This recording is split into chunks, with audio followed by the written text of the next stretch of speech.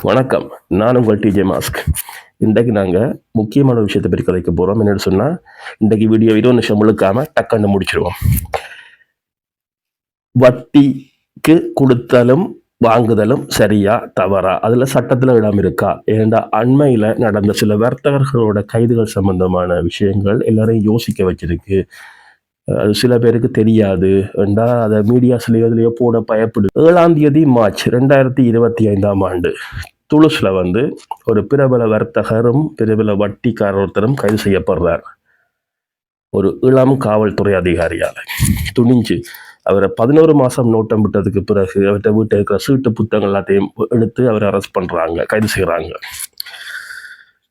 சட்டத்துக்கு விரோதமாக ஏயிலிருந்து செட் வரைக்கும் என்னமோ சீட்டு போட்ட குற்றங்கள் எல்லாம் அவரில் இருக்கு. அவர் புத்தகத்தில் வச்சுக்கிறார் ABCD 26 எழுத்தையும் தாண்டி 1 2 2 3 எல்லாம் அப்படியே ஓடிக்கொண்டிருக்கு. அப்படியே பிடிச்சி உள்ள போடுறாங்க. ஏன் போடுறாங்கன்னு சொன்னால், இல்லீகல் மணி லாண்டரிங், அதாவது ப்ளோன்சஸ் மட்டும் நாங்கள் ஃப்ரெஞ்சில் சொல்லுவோம் சிம்பிளாக, கருத்த பணத்தை வெள்ளையாகிற சிஸ்டம், தமிழில் சிம்பிளாக சொல்ல போனால் போடுறாங்க. அவரை பற்றி எந்த ஒரு மீடியாக்களை நியூஸ் போட பயம் செய்ய மாட்டாங்க. மாஸ்க்கு பயம் இல்லை, ஏன்னா மாஸ்க் இருக்கு என்னை காப்பாற்றுறதுக்கு, அது எனக்கு போதும். ஆக அவர் கைது செய்யப்பட்ட காசு கிட்டத்தட்ட ஒரு 1,89,000 யூரோ அவருடைய வீட்டில் இருந்து பறிமுதல் செய்யப்பட்டது. மற்ற அவருடைய அனைத்து சொத்துக்களும் ஒரே நாளில் முடக்கப்பட்டது. ஓகே, இன்னும் அவர் அந்த வழக்கில் அவர் அதாவது அவர் ஒரு பிள்ளையண்டு கண்டுபிடிச்சாங்கண்டா காவல்துறையினர் அவருக்கு கிட்டத்தட்ட 5 ஆண்டு சிறை தண்டனையும், அவர் வெள்ளையாக்கின காசுல 55% பணத்தை அரசாங்கம் எடுக்கும், மிச்ச பணத்தை பாதிக்கப்பட்டவங்களுக்கு ஃபில்டரை பண்ணி கொடுக்கறதுக்கு சட்டம் இல்லை. யாராவது கொடுக்க போடுவாங்க. ஓகே, இப்போ நாங்கள் நம்மட தமிழ் மக்களுக்கு சில அட்வைஸ் மட்டும்தான் பண்ண போகிறோம் சிம்பிளா. அப்படின்னு சொன்னால், வட்டிக்கு கொடுக்கலாமா இல்லையா என்றதை பற்றி நாங்கள் சிம்பிளாக பார்க்க போகிறோம்.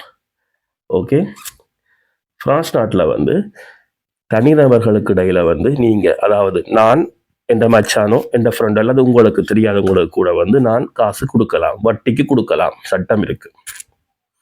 ஆனா அந்த வட்டி வீதம் பிரான்ஸ் மத்திய வங்கி என்று சொல்லப்படுற பேங்க் ஆஃப் பிரான்ஸ், அந்த பேங்க் ஆஃப் பிரான்ஸால ஒவ்வொரு 3 மாசமும் வட்டி வீதம் மாறும். இன்றைக்கு நான் இந்த வீடியோ போடுற தேதிக்கு, அதாவது இன்றைக்கு 19 மார்ச் 2025, கொஞ்சம் வெயிலான நாள், வீடியோ போடுற இந்த தேதிக்கு 7.21% வருஷ வட்டி. சரியா? 7.21% வருஷ வட்டிக்குத்தான் கொடுக்க முடியும். நம்ம ஆக்கள் கொடுக்குற மாதிரி 3% மாசம் 36% வருஷம் இல்லை, அதை கொடுக்க முடியாது. முதலாவது பாயிண்ட்.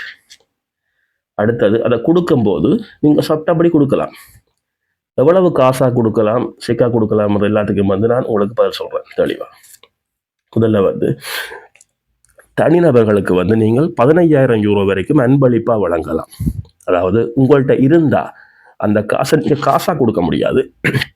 உங்களோட பேங்க்ல சட்டபூர்வமான உங்களோட ஒரு பணத்தை நீங்க இன்னொருவருக்கு 15,000 யூரோ வரைக்கும் பொருளாவோ பணமாவோ அன்பளிப்பா கொடுக்கறதுக்கு எந்த ஒரு சட்டமும் தடை செய்யாது இங்க. சரியா? அதுக்கு வரி விலக்கு இருக்கு. நன்கொடைகளுக்கும் வரி விலக்கு இருக்கு, கிஃப்ட்டுக்கும் வரி விலக்கு இருக்கு. முக்கியமா இது முழுக்க கோர்ட் சிவிலுக்குள்ள தான் வரும், அதாவது சிவில் சட்டத்துக்குள்ள வரும். 1907 இருந்து 1914 இருக்கிற அந்த ஆர்டிக்கல், அது வருஷம் இல்லை, ஆர்டிக்கல், சட்ட புத்தகத்தில் இருக்கிற அந்த செக்ஷன்ஸ், அதுக்குள்ள வர இவ்வளவும் இந்த பண பரிவர்த்தனையை பற்றி மட்டும்தான் இருக்கு. அதை வடிவா படிச்சு பாருங்கோ, எல்லாருக்கும் விளங்கும். அதுல financial banking and financial regulations, அதாவது வங்கியிலையும் வங்கி சம்பந்தப்பட்ட மற்றது நிதியாண்மை சம்பந்தப்பட்ட சட்டம், அதுக்குள்ளதான் இதை சிம்பிளா சொல்லியிருக்கிறாங்க. நீங்க இன்னொருத்தருக்கு வட்டியை கொடுக்கக்குள்ள காசு என்ன செய்யணும்னு சொன்னா, முதலாவது ஒரு கான்ட்ராக்ட் எழுத வேணும். மச்சான், நீ 5 வருஷத்துல எனக்கு இந்த காசை திருப்பி தரணும், அல்லது 3 வருஷத்துல தரணும். ஆனால் 7 வருஷத்தை தாண்ட முடியாது. ஆக தனிப்பட்ட மனுஷர்களுக்கு கடன் 7 வருஷமா இருக்கும். இது நான் கொடுக்குறாக்களை பற்றி கதைக்க போறேன். டக்குண்டு கொடுக்குறாக்கள் ஆகக்கூடியது 7 வருஷம் கூட கான்ட்ராக்ட்ல எழுத வேணும். நீங்கள் 15,000 இருந்து மேற்பட்ட காசை நீங்கள் 1000க்கு மேற்பட்ட காசை நீங்கள் வட்டியாக கொடுக்க போறீங்கன்னு சொன்னால் நீங்கள் கட்டாயம் வந்து உங்களோட வருமான வரியில் வந்து இருக்கிற பின்பக்கத்தில் உங்களோட மேலதிக வருமானங்கள் இருக்குல்ல ஒரு பகுதி ரெவென்யூ, அந்த ரெவென்யூவில் வந்து நீங்கள் அந்த பதிவை வந்து 26-71 செக்ஷன் எனக்கு சரியா ஞாபகம் இல்லை, அதில் நீங்கள் பதிய வேணும். வருஷமாக இவ்வளவு வட்டியாக பெற்றுக்கொண்டீங்கன்றதை மட்டும் முதலா இல்லை.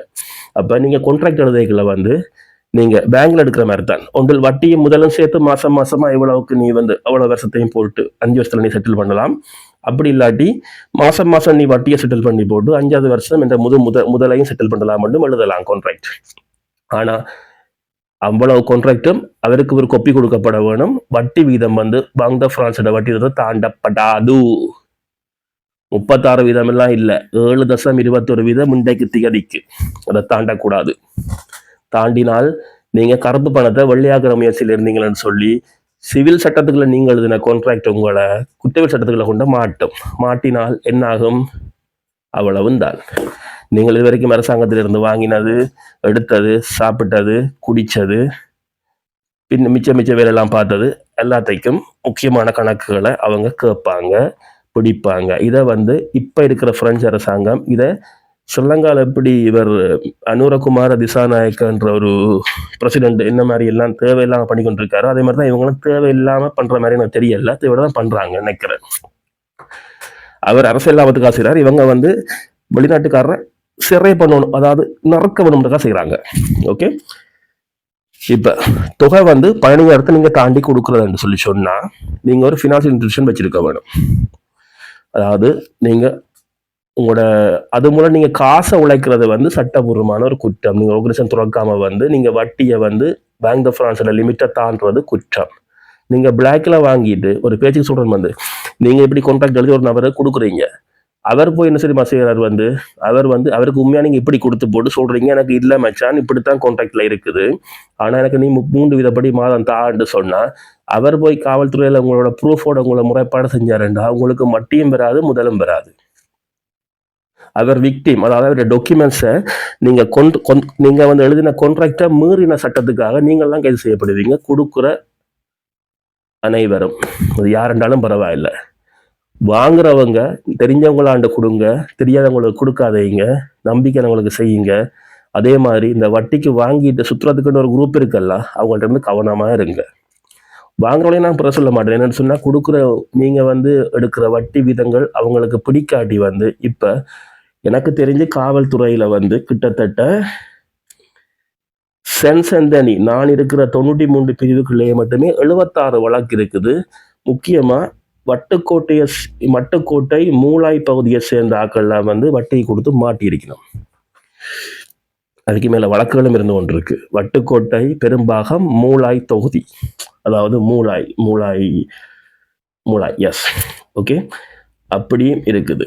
அடுத்தது நீங்க எவ்வளவு காசைக்கு காசா கொடுக்கலாம் என்று சொல்லி சொன்னா 1000 யூரோவை விட காசா கொடுக்க முடியாது. 1000 யூரோவுக்கு மேற்பட்டு நீங்க அவைக்கு கொடுக்குற எல்லா காசும் வந்து பேங்க் மூலம் தான் டிரான்ஸ்ஃபர் ஆகணும். அதாவது உங்களோட கருப்பு பணத்தை நீங்க இன்னொருத்தனுக்கு வட்டிக்கு விட முடியாது. 1000 யூரோன்றது வந்து உங்களோட ஒரு பாக்கெட் மணி மாதிரி கொண்டு இருக்கக்கூடிய காசு, அவ்வளவுதான். இந்த வட்டியோட வர முழு வருமானத்தை நீங்க பதிவு செய்ய வேணும் எம்போல், அதாவது உங்களோட வருமான வரியில இருக்கிற பின்பக்கத்து 3வது பக்கத்துல அது வரும்னு நினைக்கிறேன். 1, 2, 3வது பக்கத்துல வரும் வந்து கேபிட்டல் ரெவென்யூ ஒன்று வரும். அதுல நீங்கள் ஒற்று ரெவென்யூ ஒன்று போட்டுட்டு வேற வருமானங்கள் நீங்க பதிவு செஞ்சு ஆக வேணும். இப்படி நீங்க பதிவு செய்யாட்டி கைது செய்யப்படுவீர்கள். 5 வருஷம் கம்பி எண்ண வேண்டி வரும். டெக்னிக்கா யோசிக்கிறது. மற்றது இன்னும் ஒரு விஷயம் இருக்கு, வட்டிக்கு கொடுத்தாக்கள் வாங்கின ஆக்களை அவங்க வீட்டை போறதுக்கு உரிமை இல்லை.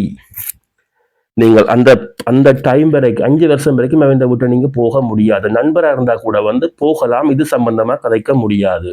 இது சம்பந்தமா நீங்க கதைக்க வேண்டும் சொன்னா கடிதம் மூலம் தான் அறிவிக்க வேண்டும். அதுக்கு பிறகு நீங்க ஒரு உஷியரை நீங்களே பார்த்து அவர் வந்து 3 தவணைக்கு மேல உங்களுக்கு வட்டி காசு செலுத்தாட்டி வந்து நீங்க அவருக்கு ரொலான்ஸ் பண்ணி ஒரு கடிதம் போட வேண்டும். வட்டி காசை தயவுசெய்து செலுத்துங்கள், வட்டியை முதலையும் உண்டு. அடுத்தது முக்கியமான ஒரு விஷயம் உங்களுக்கு எல்லாருக்கும் சொல்ல வரேன் வந்து கவனமான ஒரு விஷயம், தம்பிமார் அக்கமார் எல்லாரும் கொடுக்குற நாங்க வாங்குற நாங்க தான் தெளிவா சொல்றேன் வந்து வட்டிக்கு கொடுத்த அந்த தொகையை நீங்கள் எம்போக்கு டிக்ளேர் பண்ண தவறினீர்கள் என்றால் அதை ஒருத்தர் போய் உங்களை மாட்டி விடுவாரா இருந்தா அது உங்களுக்கு ஃபினான்ஷியல் எக்கனாமிக் கிரைம் வரும். கடைசி 10 வருஷமா உங்களோட வருமான வரியிலிருந்து நீங்க அலோகேஷன் இருந்து எடுத்த முழு காசையும் அவங்க வழக்குல வேண்டா நீங்கள் திருப்பி செலுத்த வேண்டிய ஒரு சூழ்நிலை உங்களுக்கு உருவாகும். ஆகையால கவனமா இருங்கோ, பாதுகாப்பா இருங்கோ. எல்லாரும் கஷ்டப்பட்டு தான் உழைக்கிறோம், உழைக்கிறீங்க எல்லாரும், சரியா?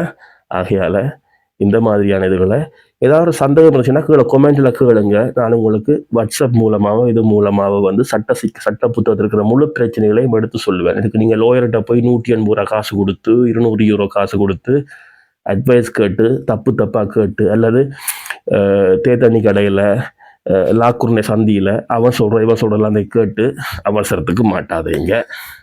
ஏனண்டா கருப்பு பணத்தை வெள்ளையாக்கினா மட்டும்தான் 3ஆம் உலக போர் வந்தால் ஃப்ரான்ஸால் தாக்கு பிடிக்க முடியுமெண்டு ஏதோ ஒரு மூதேசிக்கு ஐடியா கொடுத்த மாதிரி தான் இப்போ இருக்கிறாங்க, சரியா? ஆகையால் கவனம் நண்பர்களே. வீடியோ பார்த்ததுக்கு நன்றி, வணக்கம்.